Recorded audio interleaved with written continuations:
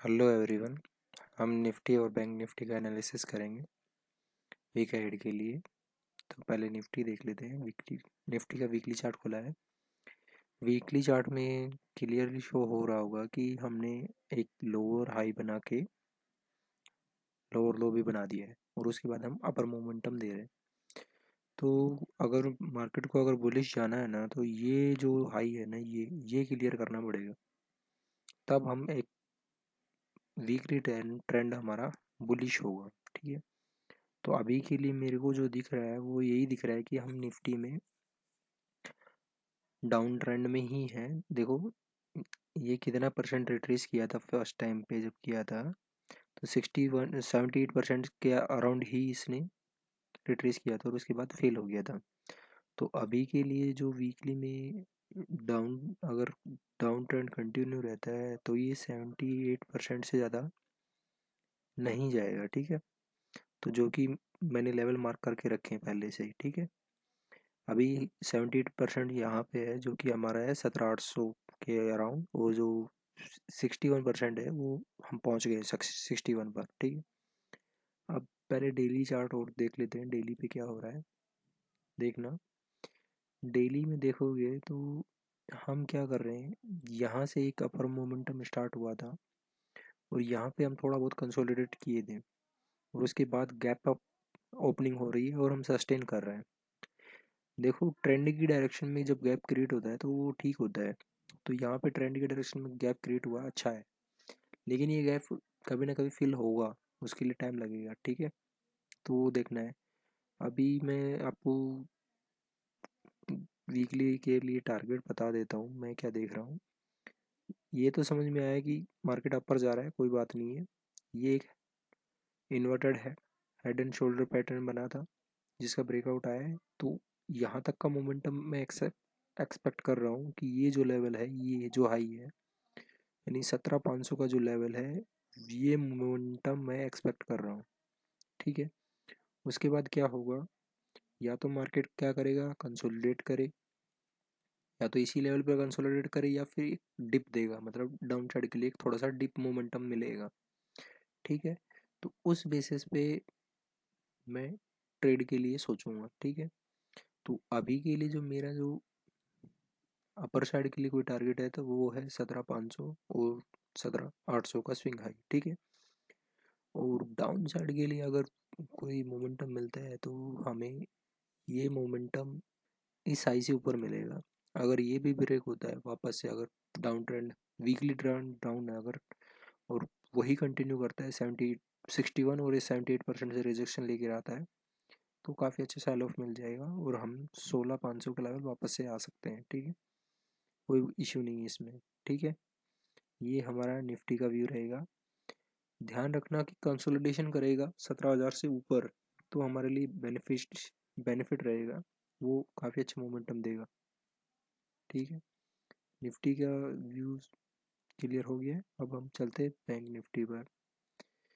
तो bank Nifty थोड़ा ज़्यादा सॉलिड दिख रहा है मेरे को निफ्टी के कंपैरिजन में।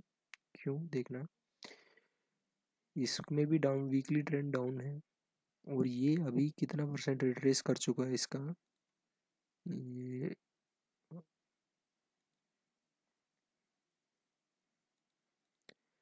ये इसका 61% रिट्रेस कर चुका है और 78% ये है, ये हाई है जो 37,842 का, 37,850 का लेवल मान के चलो।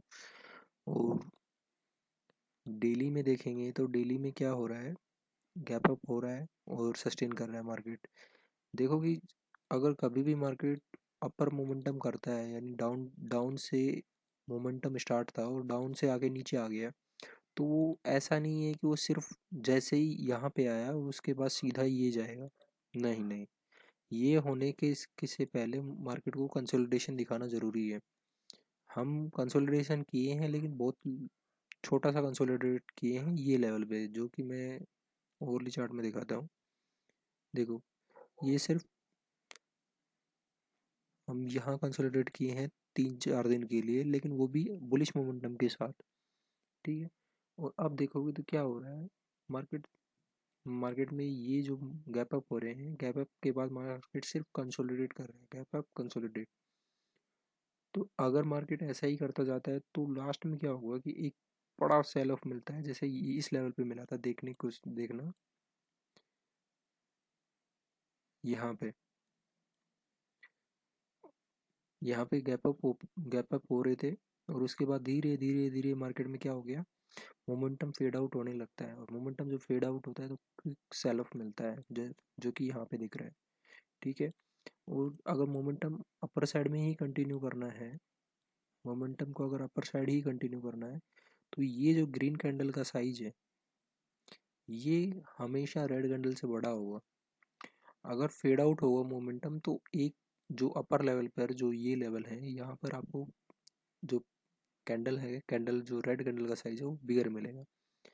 और वीकली के लिए जो टारगेट रहेंगे अपर साइड में, मैं 3700 के ऊपर एक्सपेक्ट नहीं कर रहा हूँ अभी के लिए। और ये टारगेट है डाउन साइड के लिए, मोमेंटम के लिए ये टारगेट रहेगा।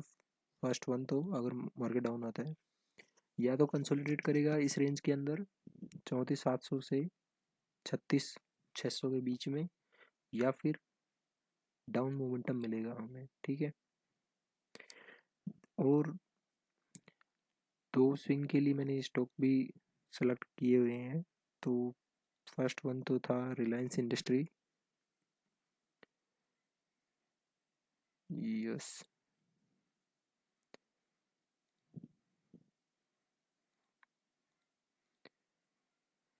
ये मेरे पास होल्डिंग में भी है, मैंने कैश में लिया है ये। कहाँ लिया था वो भी बताता हूँ।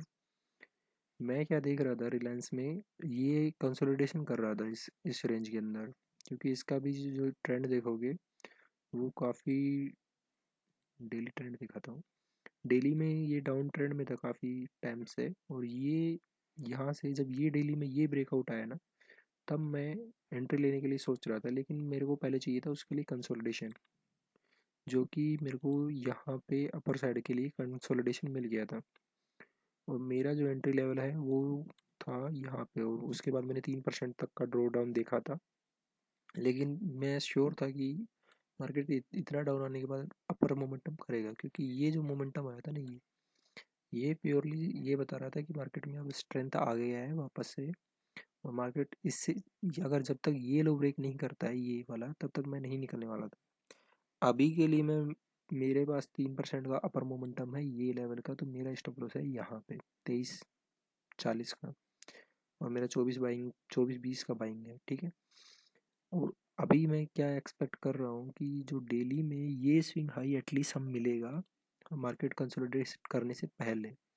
मार्केट को कंसोलिडेट करने से पहले 2560 का जो लेवल है वो एक बार ज़रूर टच करेगा मार्केट। ठीक है। उससे पहले एक लो नहीं बनेगा। जैसे कि यहाँ देखना आवरली में जो ये डिप बना था ना, ये डिप पर यहाँ बाइंग बनता था, अगर किसी ने बाई किया होगा तो। मैंने यहाँ बाइंग किया हुआ था पहले से ही। तो एक बाइंग यहाँ मिलता है। अब नेक्स्ट वेट करना है जब तक कि ये डिप आएगा, ये यहाँ कहीं पर जो इस मोमेंटम का यहाँ डिप आना वैलिड रहेगा यहाँ तक का। ये डिप मिलेगा आपको भी यहाँ पर वापस से, तब ऐड करना, या फिर अभी ऐड करना चाहो तो कर सकते हो 2 दिन के लिए। ठीक है। एक तो इसमें था, और एक था डॉक्टर रेडी, मैं वो भी दिखा देता हूँ। यस,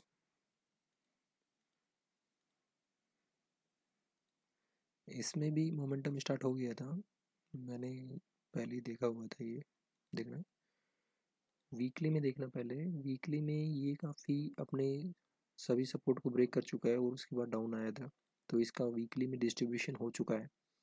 अभी ये जो मूव है ना, ये सिर्फ यहाँ तक एक्सपेक्टेड है, जो 5000 का जो लेवल है यहाँ तक आने की पॉसिबिलिटी है इसकी।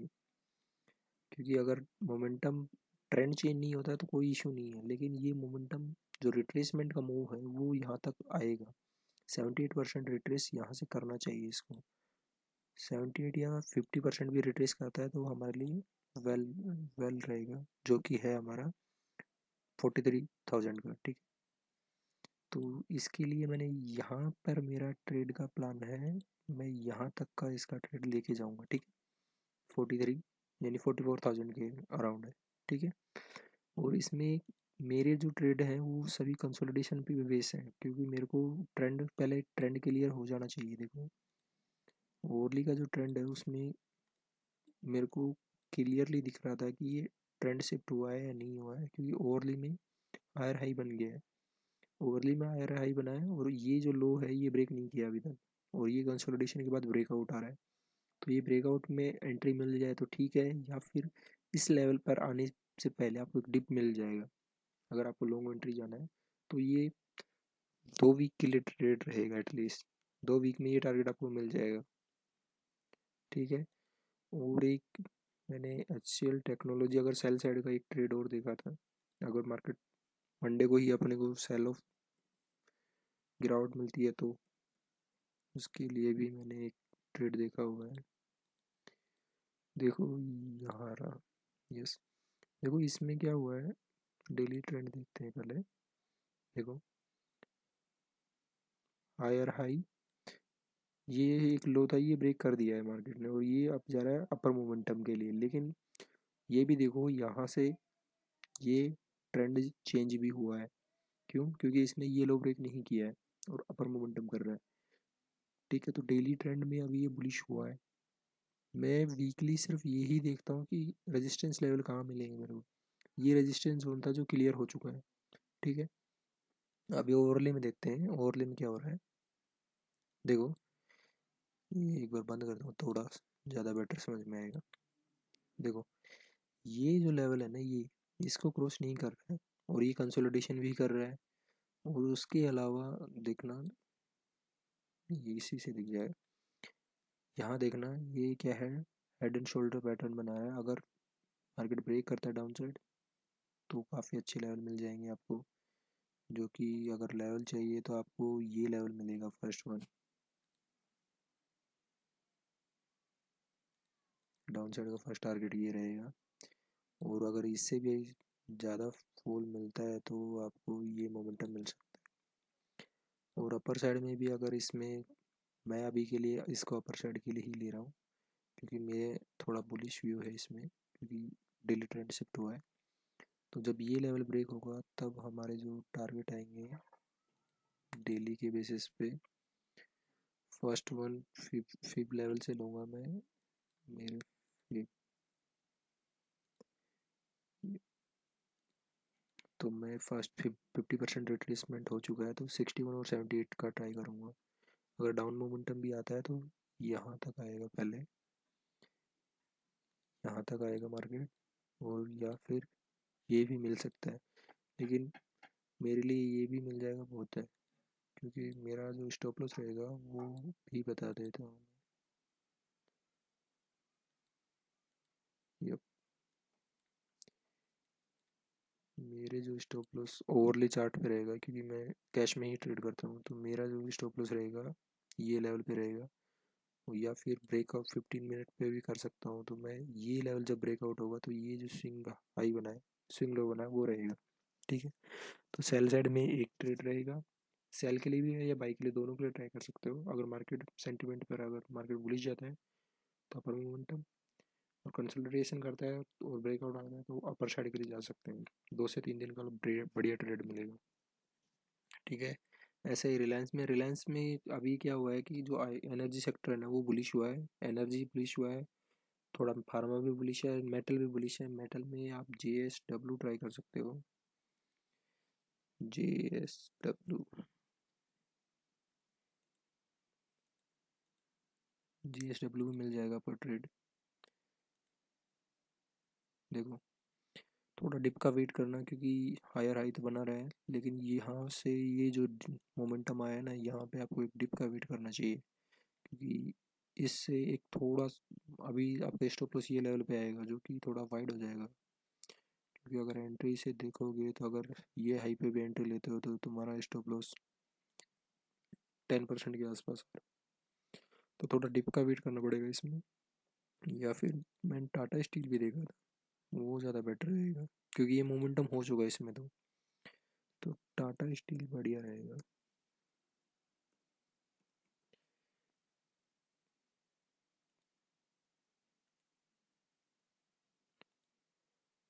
या टाटा स्टील, ये मैं देख रहा था इसलिए पता है मेरे को। ठीक है, देखो इसमें क्या हो रहा है वो भी देखो। ये पहले ये फॉलिंग वेज बनाया, ठीक है, और उसके बाद यहाँ पे ब्रेकआउट देखो, कंसोलिडेशन जोन भी बोल सकते हो, लेकिन मेरे लिए ये सिर्फ ये बता रहा है कि ये सपोर्ट है इसका, ये ब्रेक नहीं कर रहा है डाउन साइड में, ये सपोर्ट ब्रेक नहीं हुआ। उसके बाद ये एक वो डेली टाइम फ्रेम पे फ्लैग का फॉर्मेशन है। अगर ये ब्रेकआउट मिलता है तो मिनिमम ये टारगेट दो दो दिन या के अंदर ये टारगेट ज़रूर मिलेगा आपको। और उसके बाद अगर ये भी ब्रेकआउट काफ़ी सक्सेसफुल रहता है तो ये और ये टारगेट आप ट्राई कर सकते हो। ठीक है, तो ये स्विंग ट्रेड है बहुत अच्छा अगर बुलिश मोमेंटम मिलता है तो। लेकिन थोड़ा कोशिशली ट्रेड करना, कंफर्मेशन के लिए वेट नहीं करो तो एक ओवरली ट्रेंड में इसके ऊपर एक स्ट्रॉन्ग कैंडल का वेट करना, क्योंकि अभी तक कोई भी स्ट्रॉन्ग कैंडल इसके ऊपर सस्टेन नहीं किया है। सस्टेन नहीं किया, ये देखो ये ब्रेकआउट आया फेल हो गया, तो वेट करना। ये भी मेटल सेक्टर में अगर कोई ट्रेड मिलता है तो ये रहेगा उस टाइम पे, क्योंकि अभी देखो यहाँ पे वापस लेने जाओगे ना तो स्टॉप लॉस वाइड है, तो यहाँ पे इस कैंडल के नीचे आप स्टॉप लॉस रख सकते हो, तो उससे दिक्कत नहीं होगा अगर ब्रेकआउट पे सही से ट्रेड मिलता है तो ये चार चार स्टॉक में जो आपकी ट्रेड कर सकते हो। और निफ्टी, निफ्टी में मैं थोड़ा साइडवेज जाने के लिए एक्सपेक्ट कर रहा हूँ, तो मैं बुलिश मोमेंटम के लिए वेट नहीं करूँगा, इसलिए मैं स्टॉक स्पेसिफिक जाऊँगा। ठीक है, थैंक यू फॉर वॉचिंग।